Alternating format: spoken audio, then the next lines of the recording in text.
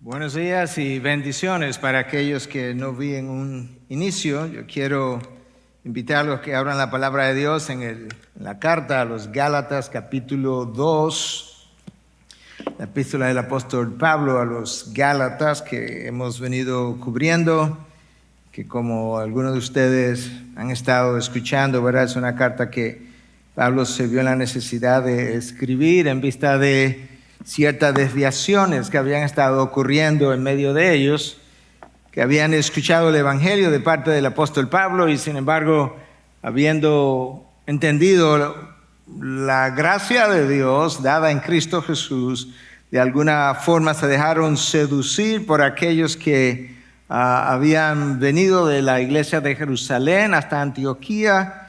En un momento dado, esos mismos judaizantes o personas como ellos llegaron hasta las iglesias de Galacia y allí entonces comenzaron a crear el mismo problema que habían creado en Antioquía, de hacerles creer a los hermanos que ya habían abrazado la fe, que en realidad para completar su fe, completar su salvación, si pudiéramos decir, era necesario abrazar las obras de la ley. Padre, gracias una vez más por el Espíritu que inspiró esta palabra, que sea ese mismo Espíritu que abra nuestro entendimiento y que nos permita refrescar lo que quizás ya habíamos entendido, afirmar, ahondar, afinar, y haz una obra en nosotros, según en aquellos que hemos ya entendido tu plan de salvación. Te lo pedimos en Cristo Jesús. Amén. Bueno, si alguien me preguntara, escucha esta pregunta, a ver cómo tú la responderías. Si alguien me preguntara cuál es el mayor problema del ser humano, es una pregunta retórica, no necesitas responder en voz alta, pero para que la puedas responder en tu interior, no sé qué tú dirías o cómo lo dirías. Pero yo diría que el problema fundamental del ser humano es que Dios es santo y por tanto justo, y que nosotros no somos ni una cosa ni la otra. El hombre de hoy no parece reconocer esa verdad y sin embargo, hombres del pasado bien atrás, entendieron ese problema. Job y sus 3 amigos entendieron lo que yo acabo de decir. Que Dios es santo, que Dios es justo y que nosotros no lo somos. Escucha en Job 8:20 lo que uno de sus amigos dice. Su nombre fue Bildad. Él dice lo siguiente: Dios no rechaza al íntegro, y luego él amplía la explicación. Job responde inmediatamente en 9:2: en verdad yo sé que es así, pero ¿cómo puede un hombre ser justo delante de Dios? Dios ha declarado que Job era un hombre intachable, que no había nadie como él, y sin embargo, Job dice, yo sé lo que es Dios. Yo sé lo que implica el ser la esencia de Dios, pero yo no estoy seguro cómo un hombre puede ser declarado justo delante de Dios. Tú sigues leyendo y en Job 15:4, otro de sus amigos, Elifaz, dice lo siguiente: ¿qué es el hombre para que sea puro? Es una pregunta. O el nacido de mujer para que sea justo. En otras palabras, el hombre es tan poca cosa que no puede ser justo. De manera que Elifaz también sabía que el hombre no es encontrado justo delante de Dios. Tú sigue leyendo y en Job 25:4 te encuentra a otro de los amigos de Job que dice, en esta ocasión es Bildad su nombre: ¿cómo puede un hombre pues ser justo con Dios? De manera que Job lo sabía, Elifaz lo sabía, Bildad lo sabía. Job lo sabía también, que en el capítulo 9, versículo 33 de su libro, o del libro que lleva su nombre, él dice, si hubiera un árbitro que pudiera poner la mano sobre Dios y sobre mí para que Dios removiera su vara. Job no sabía que él estaba en medio de un conflicto espiritual que tenía que ver con Dios y Satanás, pero él entendía que él estaba como bajo un castigo, una disciplina, lo que él llama la vara. Y él dice, el problema es que no hay un hombre, no hay una persona, no hay un ser que pueda mediar como árbitro entre Dios y yo. De manera que ese es un problema que nosotros tenemos. Y si alguien me preguntara, o la misma persona me preguntara ahora, ¿cuál es el segundo problema grave del ser humano? Yo diría entonces que es que él no tiene la menor idea, o nosotros no tenemos la menor idea de cuán santo es Dios, y tampoco tenemos la menor idea de cuán pecaminoso y apartado de Dios nosotros estamos sin Cristo. La razón de eso, el hecho de no tener, o la idea de que yo no tengo una idea de cuán santo es Dios, de cuán pecaminoso yo soy, es la razón por la que el hombre entiende que él puede alcanzar, que él puede llegar a la presencia de Dios y alcanzar un estado de justificación por sus propias obras o esfuerzo. Y eso es lo que hace que billones de personas religiosas, de hecho, la enorme mayoría de la humanidad, bajo una religión, permanecen todavía bajo condenación, a pesar de la oferta gratuita de parte de nuestro Dios. Dios le ha hecho una oferta al hombre, una oferta tan dadivosa que es un yugo fácil y una carga ligera. Y el hombre ha preferido, por todo lo que hemos dicho hasta ahora, un camino de salvación que no solo es imposible, sino que también es pesado. Te ofrezco un yugo fácil y una carga ligera, pero gracias, yo prefiero este otro camino que es imposible y es extremadamente pesado. Y lamentablemente, el hombre ni se cree tan culpable como él lo es, y al mismo tiempo se cree capaz de obedecer más de lo que él puede. Problema serio que tenemos. El hombre ni se cree tan culpable como él es y se cree capaz de obedecer más de lo que él puede. Un solo ejemplo yo creo que lo ilustra. Tú escoges una dieta y algunos no la pueden mantener. Tú mismo la escogiste, de manera que esta va a ser mi ley. Y no la puedes mantener por un año. Yo creo que algunos se dicen por un año, pastor, ni por un mes, ni por una semana. Y otros estarán pensando, bueno, ni por un día, pastor. Una dieta que tú escogiste y que no tiene que ver nada con moralidad y que te permitía incluso tener otros alimentos disponibles y ni siquiera la puede mantener. La idea de que yo puedo obedecer más de lo que puedo está tan arraigado en nosotros que los Gálatas, que ya habían entendido el Evangelio, que habían entendido la salvación por gracia, volvieron a creer otra vez que era necesario abrazar todo este conjunto de obras de la ley para completar su salvación. En otras palabras, yo voy a abrazar de nuevo aquello que yo no pude cumplir para entonces completar mi salvación. Hello. Pero había un grupo tan influyente de personas consideradas por muchos como cristianos judíos. Judíos que tenían cientos de años inmersos en el judaísmo, que habían abrazado a Cristo, pero de alguna manera no había forma. A ellos lo sacaron del judaísmo, pero no había forma de sacar el judaísmo de entre ellos o dentro de ellos. Y ellos entonces se van a Antioquía y allá crearon un problema. Allá se encuentran con Pedro. Y allá convencen a Pedro de que deje hacer lo que él venía haciendo. Pedro venía hablando, juntándose, comiendo socializando con los gentiles y convencen a Pedro, y la actitud de Pedro convenció a otros de que, bueno, esto no se puede seguir haciendo, y dejaron entonces de juntarse con los gentiles, y Pablo se percata de esa hipocresía y le confronta, como estuvimos viendo la semana pasada.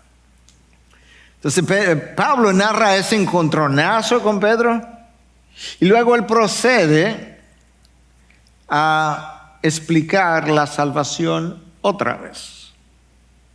Y por eso yo titulé mi mensaje, Cuando la salvación necesita ser explicada otra vez.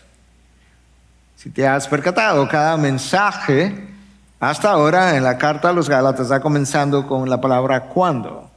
Cuando el evangelio está en juego, cuando un líder compromete el evangelio, cuando la salvación necesita ser explicada otra vez. Y con eso yo quiero que tú leas conmigo del versículo 16 al 21.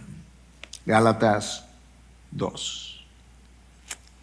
Sin embargo, esto es como Pablo diciéndole a Pedro y al resto de nosotros. Sin embargo, sabiendo que el hombre no es justificado por las obras de la ley, sino mediante la fe en Cristo Jesús, también nosotros hemos creído en Cristo Jesús para que seamos justificados por la fe en Cristo y no por las obras de la ley. Puesto que por las obras de la ley nadie será justificado. Pero si buscando ser justificados en Cristo, también nosotros hemos sido hallados pecadores, ¿es Cristo entonces ministro de pecado? De ningún modo. Porque si yo reedifico lo que en otro tiempo destruí, yo mismo resulto transgresor. Pues mediante la ley yo morí a la ley a fin de vivir para Dios. Con Cristo he sido crucificado. Ya no soy yo el que vive, sino que Cristo vive en mí. La vida que ahora vivo en la carne, la vivo por la fe en el Hijo de Dios, el cual me amó y se entregó a sí mismo por mí. No hago nula la gracia de Dios, porque si la justicia viene por medio de la ley, entonces Cristo murió en vano. Hay algunas frases, oraciones ahí un tanto difíciles de explicar, pero hay otras que están más claras. Y no solamente que hay otras que están más claras, es que hay un versículo clave, central, centro de gravedad, eje alrededor del cual gira todo lo que nosotros acabamos de decir. Y es el versículo 16. En el versículo 16, Pablo le recuerda a Pedro, también nosotros hemos, plural, nosotros hemos creído en Cristo Jesús para que seamos justificados por la fe en Cristo. Si hubo alguien en el primer siglo, en el tiempo de Pablo, que conocía que es imposible ser justificado por las obras de la ley, fue Pedro. Tú creciste como tal. Te entrenó el Mesías. 3 años. Viste los milagros. De hecho, fuiste hasta protagonista de algunos milagros. Caminaste sobre las aguas. Viste estuviste en el monte de la transfiguración con Cristo. Y sabes que a la hora de la prueba le negaste 3 veces. Y ahora, Pedro, a la hora de la prueba otra vez, te estás avergonzando del evangelio. Por eso es que estás siendo confrontado por Pablo. Ya Pablo sabía que era imposible ser justificado por las obras de la ley. Él creyó que había cumplido con la ley a cabalidad mientras estaba en el judaísmo, pero él entendió finalmente la imposibilidad, y eso es precisamente, es el entendimiento de la imposibilidad de ser salvo por las obras de la ley que lleva a Pablo a la salvación y que lleva a Pablo a proclamar el evangelio de la manera como lo hizo. Quizás sea básico, pero déjame decirlo una vez más, porque recuerda el título del mensaje, cuando la salvación necesita ser explicada otra vez. La ley es el conjunto de los mandamientos de Dios, que los 10 mandamientos reflejan perfectamente en cuanto a su carácter moral. Pero la ley es el conjunto de todas sus ordenanzas, tal como el judaísmo los conoció. Las obras de la ley es la ley puesta en práctica, o la obediencia a todos los mandamientos de Dios. De manera que ser salvo por las obras de la ley implicaba la necesidad, o tú necesitarías, una obediencia absoluta durante toda tu vida sin comprometerla a ningún grado y en ningún momento, porque cualquier desviación de la media implicaría una transgresión, no solamente la transgresión de un mandamiento, implicaría la transgresión contra el carácter de Dios, implicaría un asalto a la integridad del carácter de Dios, de manera que tienes un chance y el más mínimo chance. Santiago nos recuerda que si tú violas un mandamiento de la ley, en 2:10, si mi memoria no me falla, si tú violas un solo mandamiento de la ley, eres culpable de haber violado toda la ley. Entonces déjame ayudarte a entender lo que esto implicaría. Implicaría el ser salvo por las obras de la ley. Eso implicaría que tú vas a amar a Dios con toda tu alma, toda tu mente, toda tu fuerza, sobre todas las cosas. Lo va a amar tanto y tan perfectamente, tan extraordinariamente única, por así decirlo, que a la hora de pecar nunca vas a pecar porque siempre vas a amar a Dios más que tu pecado. Nos quemamos ya. ¿O no? Es como pastor ni siga que ya estamos, buen dominicano, fritos. Implicaría que no tendría ídolos, no solamente el ídolo, ¿verdad?, que se hacía con madera, de bronce o de plata, de lo que sea, pero tampoco ídolos en el corazón. En otras palabras, no habría nunca ninguna otra cosa en el segundo lugar, en el primer lugar y Dios en el segundo, nunca. Requeriría guardar el día de reposo como había sido ordenado en la antigüedad. Implicaría no tomar el nombre de Dios en vano, que no simplemente se limita a no usar el nombre de Dios en un juramento, implica literalmente en el sentido y lenguaje del hebreo, implica no vaciar el nombre de Dios de su contenido, lo cual implica a su vez que a lo largo de toda tu vida tú vas a vivir de una forma que nunca vas a deshonrar el nombre de Dios. Tendrías que honrar a tu padre y a tu madre cada segundo de tu existencia. No podrías matar a nadie. Bueno, por lo menos se lo pasé. No, espérate. Que el sexto mandamiento protege la integridad de la vida, la dignidad de la vida humana, de manera que cada vez que viola la dignidad de la vida humana, has violado el sexto mandamiento. Los mandamientos tienen la letra de la ley y el espíritu de la ley. Cuando no lo violas en letra, lo violas en espíritu. No puedes cometer adulterio. El espíritu de la ley, tú sabes lo que es eso. Físicamente, esa es la letra de la ley, pero el espíritu de la ley es que ni siquiera lo puede pensar. No podrías robar en ningún momento a nadie, lo que implica que debiste haber pagado todos tus impuestos todo el tiempo, nunca habiéndote quedado con un centavo. ¿Cómo vamos? No podrías levantar falso testimonio contra tu prójimo o hablar mentira nunca, en ningún momento, ninguna mentira piadosa ni blanca, ni transparente. Y no podrías codiciar absolutamente nada ni a nadie. No, pero no hemos acabado, espérate, todavía falta. Tendría que circuncidarte. Tendría que guardar las leyes ceremoniales, tendría que guardar las leyes alimenticias, que era lo que Pedro había comenzado a hacer. Bueno, y tendría que orar, y tendría que ayunar, y tendría que dar limosnas a los pobres. Y pensamos que podemos cumplir las obras de la ley. Entonces no hemos acabado. Después que hiciste todo eso, Dios dice, no, pero espérate. Ok, lo hiciste. No lo has hecho, pero vamos a suponer. Vamos a revisar ahora tus motivaciones y tus intenciones. Y Cristo viene y dice, ¿tú sabes qué? Yo tengo un yugo ligero y una carga liviana. Pablo viene más atrás. Dice, déjame explicarte en un solo versículo por qué es que no puedes confiar en la ley. Es que la mente, Romanos 8:6, es que la mente del hombre pecador, la mente puesta en la carne, tiene dos problemas. Es que como es rebelde, no se somete a la ley de Dios. Bueno, pastor, pero espérese, porque yo he cultivado un espíritu sumiso. Ni siquiera puede. O sea que ni quieres, y si quisieras, no puede. Ve y cumple la ley ahora. La razón por la que tenemos que meditar sobre todo eso, porque quizás tú habías pensado, bueno, sí, yo sé cómo es la salvación, la estamos como explicando otra vez, es para que pueda terminar apreciando lo que Cristo hizo por ti.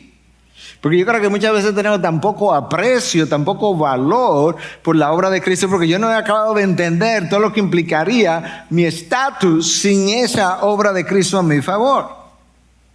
Ni Adán ni Eva, antes de caer, pudieron cumplir con las obras de la ley. Ni Adán y Eva pudieron permanecer delante de Dios en un estado de santificación absoluta y cumpliendo la ley también de manera absoluta.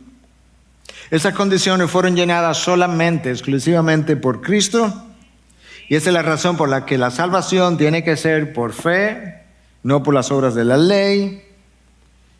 Y entonces yo puedo, por lo que Cristo ha hecho, que vamos a seguir hablando, tener un estado de santidad, de tanta perfección, que me permita estar en la presencia de Dios. Tú necesitarías, para ser salvo por las obras de la ley, santidad absoluta, interna y externa. A la santidad externa es que llamamos piedad, de manera que la piedad es la práctica visible de la santificación o el estado absoluto de santidad invisible. El problema es que aun cuando yo pueda hacerlo externamente, nosotros podemos o sabemos que violamos la ley de Dios internamente. Lutero creía, y nosotros también, que la persona salva, si eres salvo tú mismo, tú y yo no somos santos intrínsecamente. En otras palabras, yo no tengo una santidad propia que me gane aceptación delante de Dios. No, yo tengo una santidad otorgada, es real, pero no es propia. Es otorgada, es dada, es transferida de la persona de Cristo a mi favor, de manera que Dios me encuentra acepto cuando ve la santidad de Cristo cargada a mi favor, y ese es mi mérito, aquello que Cristo tenía y al mismo tiempo los méritos que ganó a mi favor cuando cumplió la ley, cuando murió, cuando resucitó. Y entonces cuando el pecador se arrepiente, reconociendo la obra de Cristo en la cruz, y pide perdón y recibe dicho perdón, Dios declara al pecador justo o justificado, aunque él todavía sigue siendo un pecador. O sea, él es justo y él es pecador. Eso fue lo que Lutero decía en la época de la Reforma. Justus e peccatore, justo y pecador al mismo tiempo. Tu santidad no es intrínseca. Y esa es la enorme diferencia entre Roma y nosotros. Roma entiende que tú recibes salvación después que tú has vivido tu vida y Dios termina examinando las obras de tu vida. Ahora, Roma no entiende, para que no se diga la cosa que ellos no enseñan, Roma no entiende que la salvación es sin fe. No, eso sería como desacreditar algo que no es cierto. Una iglesia que no proclama eso, no dice que es aparte de la fe. Nunca lo ha dicho, ni en la época de la Reforma. No, sino que su entendimiento es como el de los judaizantes. Tú tienes que tener fe en Cristo, pero tú necesitas completar tu fe en Cristo con las obras que Roma entiende tú necesitas seguir y cumplir. Pero al final de tu vida, Dios examina tu fe en Cristo y examina tus obras, y si Él encuentra tus obras lo suficientemente justas, entonces Dios te declara justo y salvo. Por eso es que nunca sabes, según Roma, hasta que entra a la presencia, hasta que estás frente a Dios, si eres salvo o no eres salvo, porque hay que examinarte y ver realmente si tus obras van a pasar el estándar. Bueno, no tiene que esperar hasta ese momento, no van a pasar el estándar. Entonces no es fe más las obras que hacemos. Los judaizantes estaban en el mismo sitio y querían continuar en las obras de la ley. Ahora recuerda que para que podamos entender correctamente que el problema no era la ley. De hecho, el apóstol Pablo nos dice que la ley era buena, santa y justa, de manera que tú tienes algo que refleja el carácter de Dios, que es bueno, que es santo, que es justo, y sin embargo es un problema. Sí, pero Pablo nos explica en la carta a los romanos cuál es el problema. Él dice en Romanos 7:12 que la ley era buena, santa y justa, pero era un problema. Y en 8:3 él dice, sí, la ley era un problema, pero no tenía nada que ver con la ley, sino a causa de la debilidad de la carne. La carne era incapaz de cumplir la ley de Dios. De manera que el problema estaba en mí en relación con la ley. Tú puedes tratar de cumplir la ley de Dios a cabalidad, pero por mucho que trates, es más, tú puedes tratar de cumplirla hoy, solamente en el día de hoy. Y que Dios te diga, mira, si la cumples, no, de aquí a las 12 del día te voy a dar salvación, y no la va a pasar. Nunca, jamás. De ahí la necesidad de Cristo, su obra a mi favor. El mejor representante de la raza humana, Adán y su esposa Eva, los mejores representantes sin naturaleza pecadora, con una mente que podía someterse a la ley de Dios y que podía querer someterse a la ley de Dios, fracasó. El sumo sacerdote del Antiguo Testamento, Aarón, era un idólatra. Él creó un ídolo y llevó al pueblo a la adoración de un becerro de oro.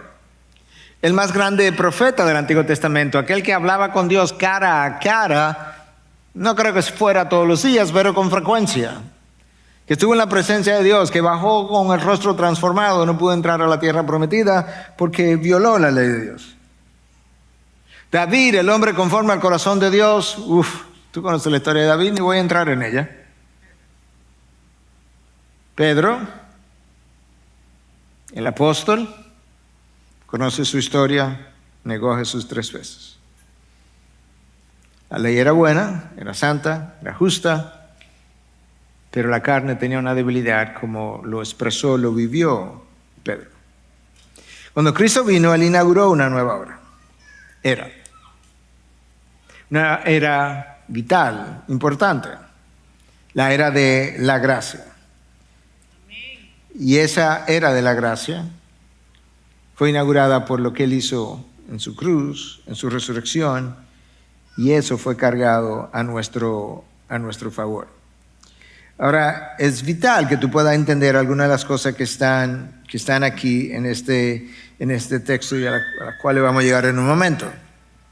El judío había vivido cientos de años tratando infructuosamente de cumplir las obras de la ley, pero la ley nunca pudo salvar al hombre. La ley hacía una sola cosa, acusaba al hombre de pecar. Él trataba de cumplirla y era como que regresaba a él y decía, el problema es que por más que tratas, eres culpable. Y por eso Pablo escribe en Romanos 3:21, dice, pero ahora, aparte de la ley, la justicia de Dios ha sido manifestada, atestiguada por la ley y los profetas. ¿Cómo que aparte de la ley? Sí, la justicia de Dios, aparte de la ley, ha sido manifestada. ¿Qué fue lo que se manifestó aparte de la ley? La persona de Cristo Jesús. Y claro que es aparte de la ley, porque no tienen, mi salvación ahora no tiene nada que ver con cumplir las obras de la ley. En mi persona tuvo algo que ver con cumplir las obras de la ley, pero tenía que cumplir la otra, alguien que pudiera, alguien que llenara el estándar, alguien que no fallara, y a eso fue que Cristo vino, precisamente a cumplir las obras de la ley. Y cuando Dios me declara justo, que es lo que Pablo está mencionando en el versículo 16 que por las obras de la ley ningún hombre será justificado delante de Dios. Esta justificación implica un par de cosas distintas. Por un lado, es un estatus delante de Dios. Es un estatus, una posición delante de Dios.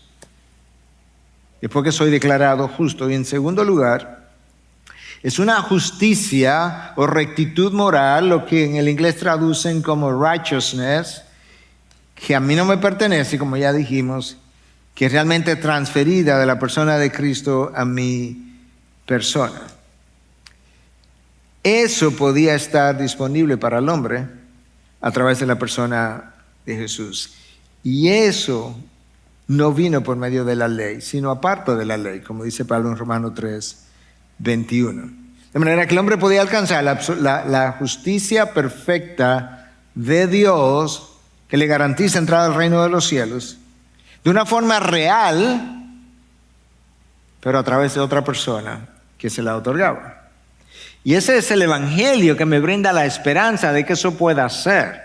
Ese es el mensaje de salvación que Cristo construyó por medio de su vida. Esta doctrina es tan vital que si tú remueves esta doctrina de la Biblia, quítale esa sola doctrina a la Biblia y perdiste todo el árbol doctrinal. No hay apoyo para ninguna otra doctrina en toda la Biblia si este punto de apoyo no existe. De hecho, Lutero decía que este es el artículo, la enseñanza sobre el cual la iglesia o se levanta o se derrumba. Lutero decía también que es una enseñanza tan vital que tú necesitas entenderla bien, enseñársela a otros y martillarla en las cabezas de otros continuamente. Y uno podría decir, pastor, pero ya nosotros sabemos eso, pero usted está gastando todo un sermón para hacer eso. Bueno, porque si Pedro lo necesitó, yo entiendo que nosotros probablemente lo necesitamos. El reformador holandés Bracket decía, la justificación es el alma del cristianismo y la fuente de todo verdadero consuelo y santificación. Escucha ahora, el que se equivoca en esta doctrina se equivoca para su destrucción eterna. Vamos a regresar otra vez al versículo 16 porque no hemos salido de ese versículo todavía. La palabra justificación aparece por primera vez en esta carta. Increíble, que como tal no había aparecido antes. Es más increíble que esta es la primera carta de Pablo. De manera que todas las enseñanzas que Pablo iba a traer posteriormente dependían de algo que él define en esta carta, en el versículo 16. Puesto que por las obras de la ley nadie será justificado. Eso es una negación universal. Nadie. Y eso es lo mismo que Pablo dice en Romanos 3:20, porque por las obras de la ley ningún ser humano será justificado delante de él. Pues por medio de la ley viene el conocimiento del pecado. La ley lo único que puede hacer es revelarte tu pecado. En ese versículo 16, Pablo dice 3 veces que por las obras de la ley, en un solo versículo, nadie puede ser justificado. Y en ese versículo 16, Pablo dice 3 veces que es por la fe en Cristo Jesús que somos justificados. En 2 ocasiones lo dice exactamente de esa manera, y en una dice que hemos creído en Cristo Jesús para justificación, de manera que es lo mismo. 3 veces por las obras de la ley nadie puede, 3 veces por la fe en Cristo Jesús es que podemos, en un solo versículo. La palabra ahí para justificación es dikaio. En el original es un término tomado prestado de las cortes judiciales, literalmente hablando. La justificación es lo opuesto de la condenación. Cuando un juez condena a alguien, declara culpable a alguien. Es el antónimo de la condenación. Y la justificación, cuando un juez justificaba a alguien, recuerda que la palabra fue tomada prestada de las cortes judiciales, entonces el juez declaraba a la persona no culpable. Recuerda esas dos palabras, no culpable, porque no lo declaraba inocente. Eso es lo increíble de la justificación nuestra, es que nos han declarado no culpable, pero no inocente. Tú has sido declarado no culpable a pesar de que eres culpable. Pero pastor, eso es como ilógico, porque no lo eres, no eres inocente, pero te declaran no culpable. Sí, es que son dos cosas completamente diferentes, y lo que hace la diferencia es la cruz. ¿Sabes por qué? Porque en la cruz hubo un hombre que vino a representarme que sí era inocente.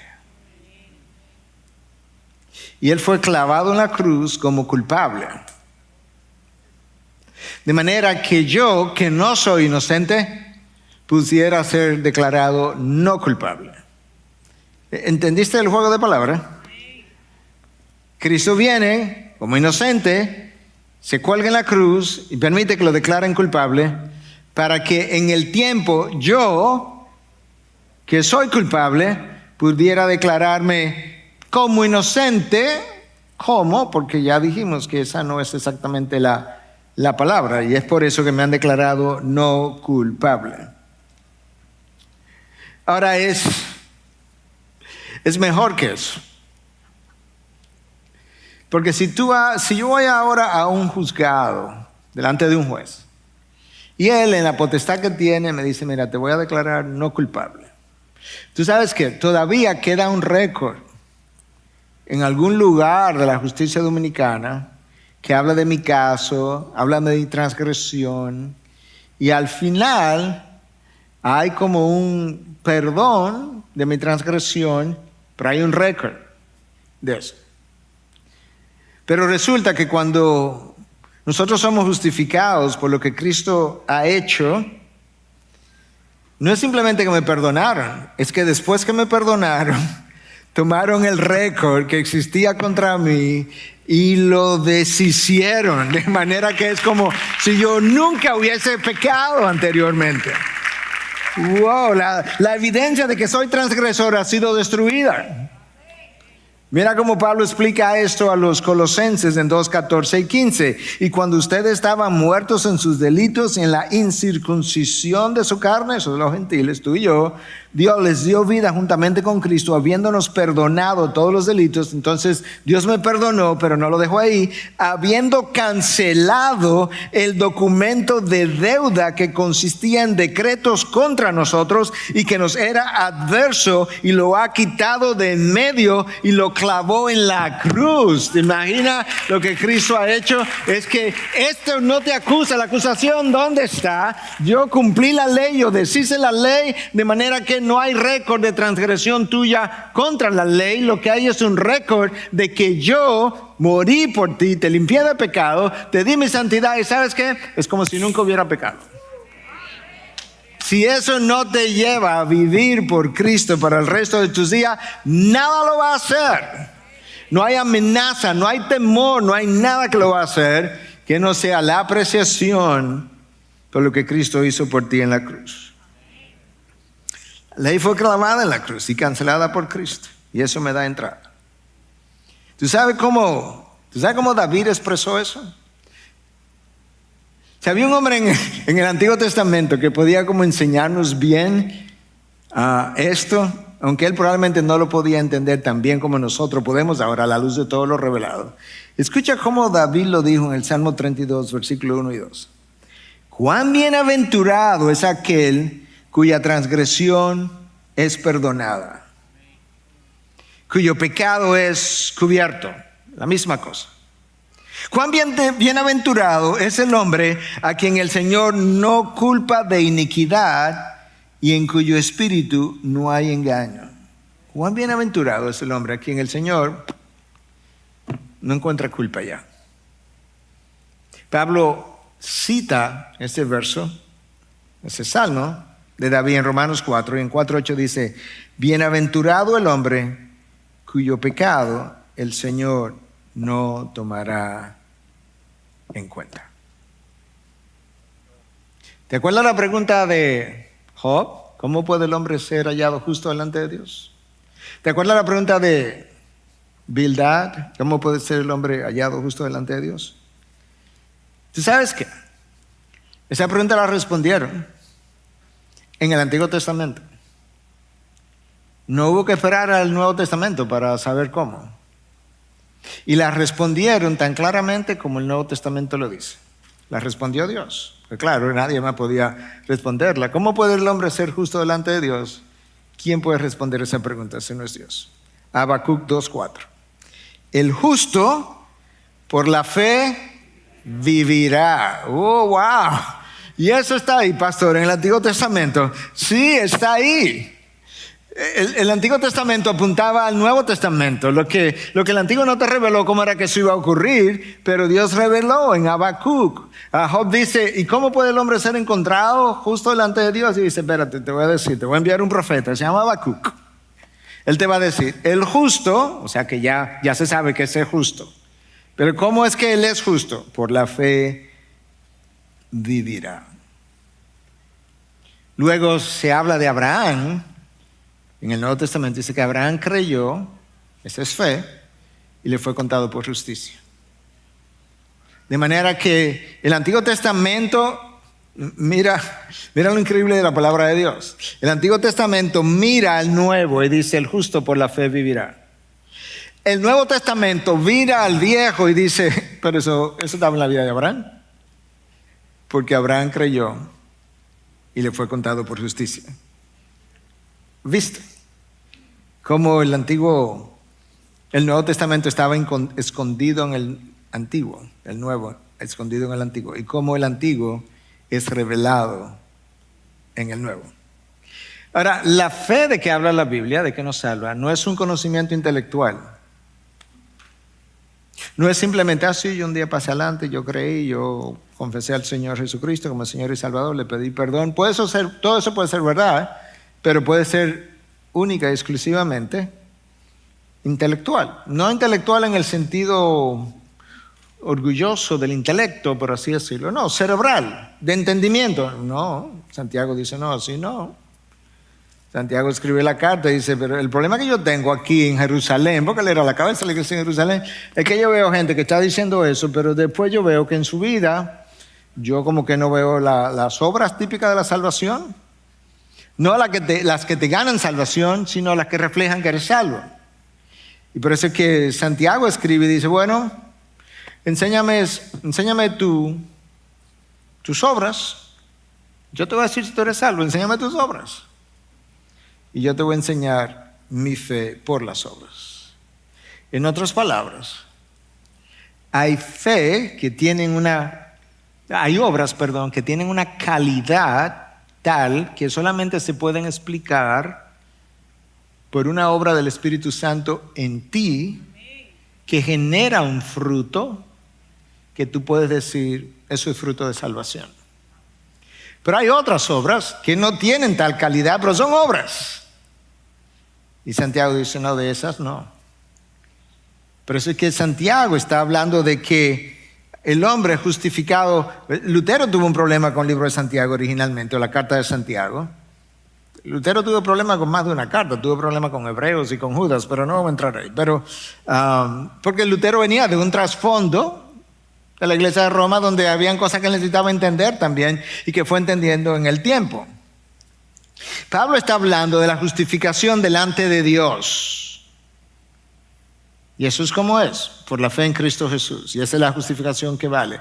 Pero Santiago está hablando de la justificación, porque Santiago habla de que el hombre es justificado por las obras, pero Santiago está viendo la otra cara de la moneda, está diciendo, no, yo estoy hablando de la justificación delante de los hombres. ¿Cómo sabemos nosotros que realmente una persona es salva y que está en un estado de justificación? Santiago dice, no, por sus obras. Pero ¿son esas obras las que le dan salvación? No. Es que esas son las obras, el fruto del Espíritu, que revelan el estado de salvación de su alma. Entonces eso es como entendemos el versículo 16 ahora, donde Pablo dice 3 veces que el hombre no es justificado por las obras de la ley, 3 veces. Y 3 veces que el hombre es justificado por fe en Cristo Jesús. Versículo 17, pero si buscando ser justificado en Cristo, este es un verso un tanto complejo, también nosotros hemos sido hallados pecadores, ¿es Cristo entonces ministro de pecado? No, de ningún modo. Lo que Pablo está tratando de explicar es que si nosotros, Pedro, yo, por ejemplo, somos justificados por Cristo o en Cristo, y ahora de repente nosotros, como confiando en esa justificación, somos hallados culpables, pecamos. Entonces implica eso que Cristo, que me llevó a creer en su justificación, es el agente de pecado. O sea, Cristo es el culpable de que ahora, como me creo justificado, ahora yo voy y peco. Entonces, ¿Cristo es el culpable de la gente de pecado? Pablo dice, no, de ningún modo. Es como, ¿cómo se te ocurre pensar en una cosa similar?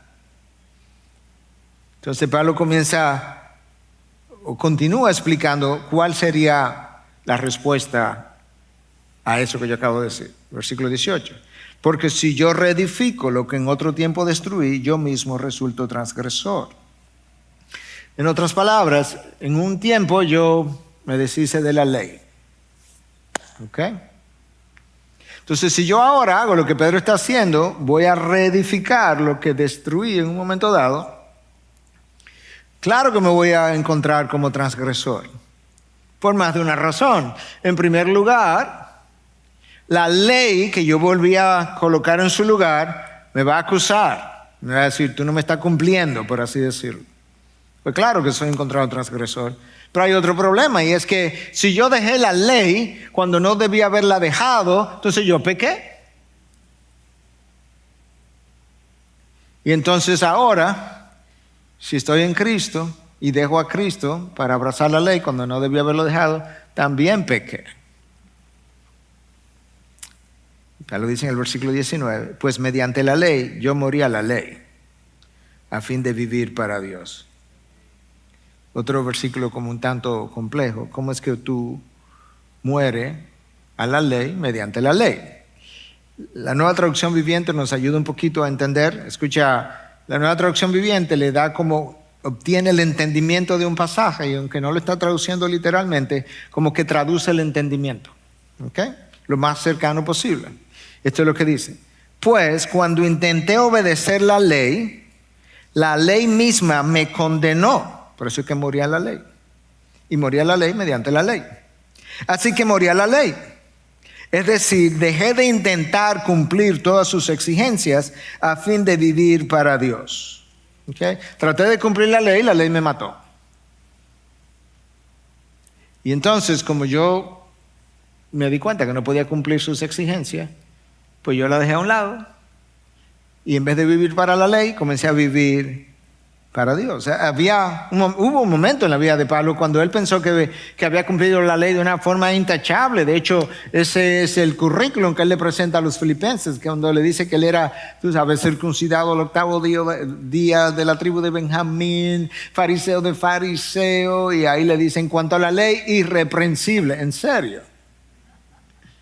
No, Pablo sabía, posteriormente descubrió, no, que fue que el pecado que estaba en él lo había engañado. Eso es lo que le explica en la carta a los romanos. El pecado que estaba en mí, el pecado me engañó y por medio del engaño me mató. ¿Cómo fue que me mató? Pues me dejó en una condición de mortandad, pensando todo el tiempo que yo estaba bien cumpliendo la ley. Y eso es lo que le está tratando de explicarle a los Gálatas ahora. Y yo morí a la ley finalmente. Entonces yo no voy a seguir esforzándome, está Pablo diciendo, por cumplir la ley. Yo voy ahora a vivir para Dios. Versículos 20 y 21. Pablo dice, con Cristo he sido crucificado. Y ya no soy yo el que vive, sino que Cristo vive en mí. Y la vida que ahora vivo en la carne, la vivo por la fe en el Hijo de Dios, el cual me amó y se entregó a sí mismo por mí. Esos 2 versículos contienen la explicación de lo que implican 2 cosas. El estar en Cristo, una frase muy paulina, repetida en innumerables ocasiones a lo largo de sus cartas. En Cristo, en Cristo, en Cristo. E implican, o mejor dicho, estos dos versículos reflejan lo que es la identificación del creyente con Cristo, ambas cosas. ¿Okay? La identificación del creyente con Cristo. Escucha, con Cristo he sido crucificado. En otras palabras, cuando a Cristo lo clavaron, a mí me clavaron. Cuando Cristo resucitó, yo resucité. Literalmente hablando. ¿Por qué? Porque mi identificación con Cristo depende de estar en Cristo, y cuando estoy en Cristo, lo que a Cristo le pasa, a mí me pasa. Cristo cumplió la ley, yo cumplí la ley. A Cristo lo crucificaron, a mí me crucificaron. Cristo resucitó, pues yo fui crucificado. Cristo pasó la prueba, yo pasé la prueba.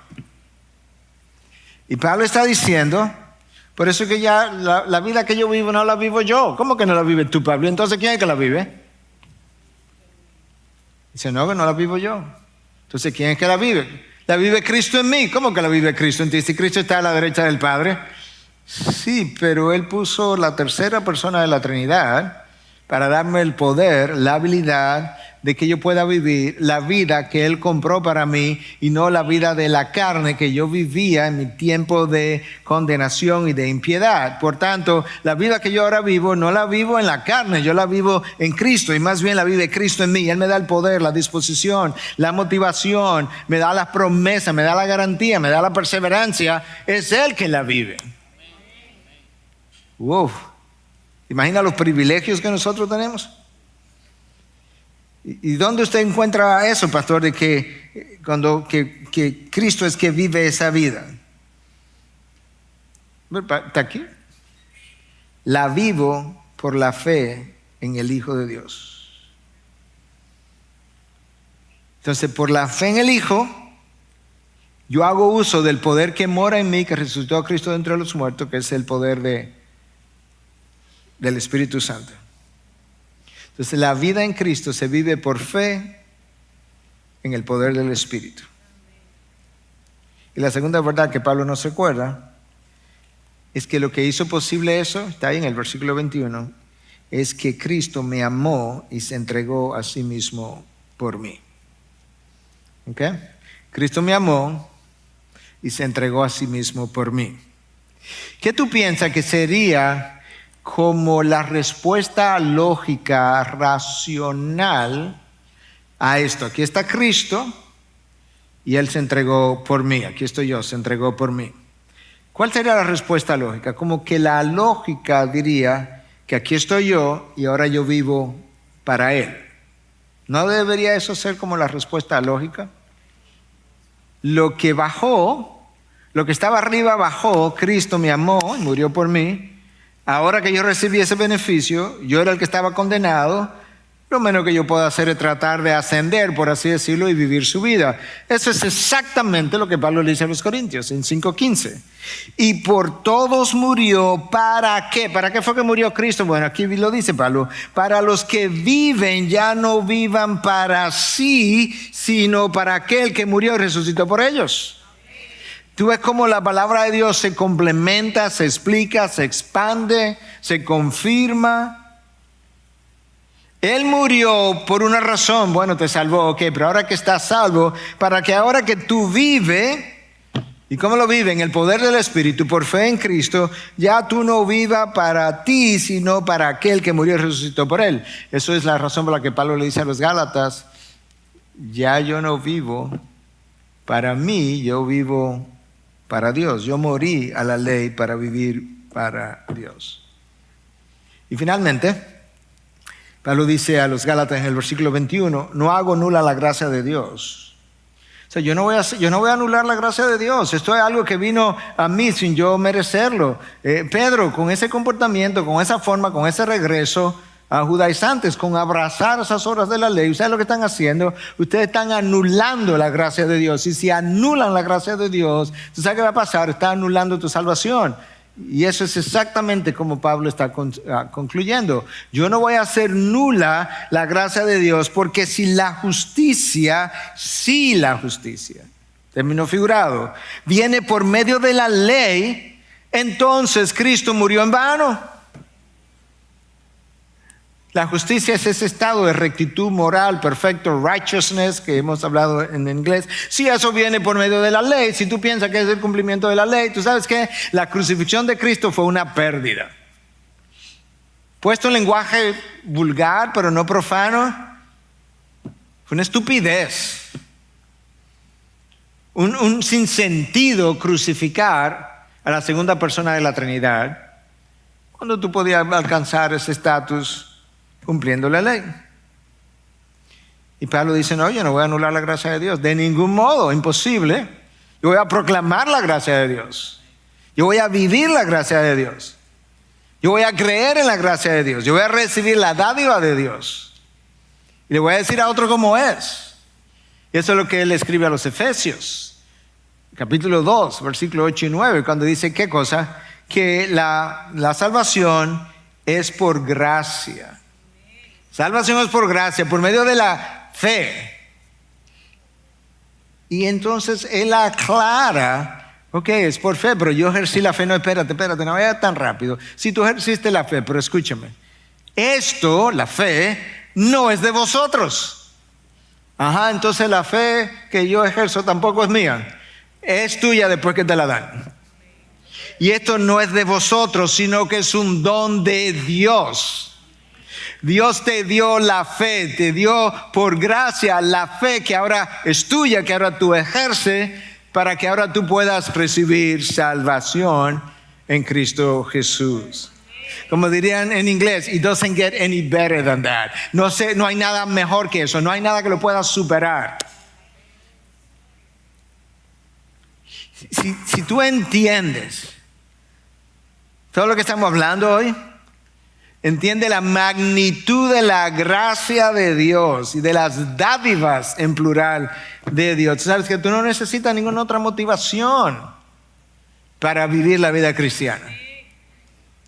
Tú no necesitas como que tu vida vaya bien, que todo te salga bien, que tus hijos sean todos creyentes, que nada falle, que no te falte nada. Tú sabes que tú tienes suficiente razón para vivir para Cristo, en Cristo, para la gloria de Cristo, por gracia en Cristo, en el poder de Cristo, para proclamar y reflejar el evangelio de Cristo.